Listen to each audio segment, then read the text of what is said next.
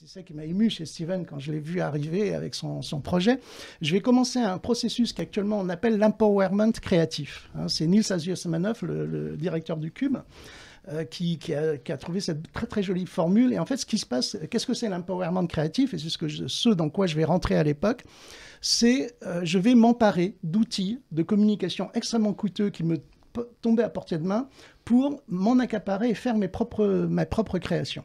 Et je vais hacker le système. C'est-à-dire qu'en fait, ça coûte tellement cher qu'on met en place avec les copains des stratégies souterraines pour pirater les studios la nuit, etc. C'est des opérations, c'est du hacking. Mais Léonard de Vinci faisait du hacking, hein, c'est-à-dire que toute proportion gardée, Léonard de Vinci, par exemple, découpait les corps en clandestin. C'était interdit à l'époque d'aller découper les corps. Tous les artistes sont des gens qui vont transgresser les règles, transgresser le système à un moment, à un autre pour arriver à leur fin.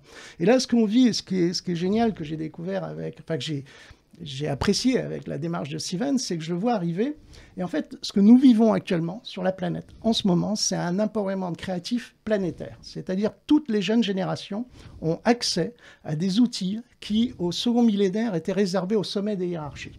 Et là, avec l'Internet, les réseaux, tous ces outils-là qui sont relativement bon marché, c'est l'équivalent de la pop music à mon époque, on peut s'en emparer. Et je vois Steven qui s'est emparé littéralement de la télévision.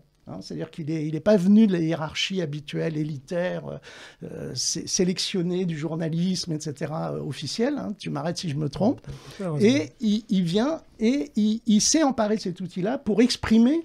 Et alors justement, c'est là que ça devient génial. C'est qu'il va, à travers ses enquêtes, à travers ses rendez-vous, projeter, catapulter dans un cyberespace élitaire qui est réservé normalement qui était réservé aux secondes militaires à certaines élites, hein, qui étaient sélectionnées par tout le processus journalistique et de galerie. Il va nous projeter, il va aller enquêter, il va ramener à la surface du cyberespace des gens qui n'ont pas forcément accès ou n'ont pas été choisis par le système de sélection, dont moi, d'ailleurs, dont moi, donc c'était plutôt agréable. Et donc voilà, et donc ma carrière, mon but, ma vie, c'est ça, c'est-à-dire je fais de l'empowerment créatif depuis 50 ans et je m'empare d'outils extrêmement coûteux pour explorer le cyberespace, et un cyberespace qui est de plus en plus actuellement, qui devient totalement gigantesque avec les nouvelles technologies.